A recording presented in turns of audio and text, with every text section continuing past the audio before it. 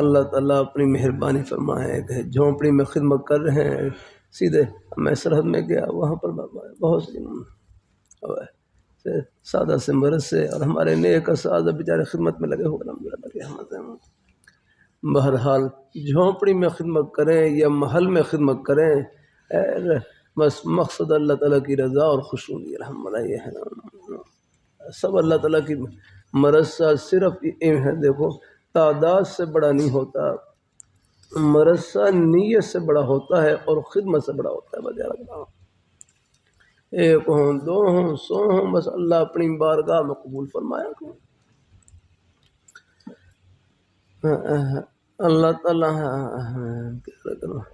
ان اللہ لا ينظر الى صورکم واموالکم ولکن ينظر الى قلوبکم واعمالکم، بے شک اللہ تعالیٰ تمہاری شکلوں کو نہیں دیکھتے، تمہارے مالوں کو نہیں دیکھتے، وہ تمہارے دلوں کو دیکھتے ہیں، اعمال کو دیکھتے ہیں۔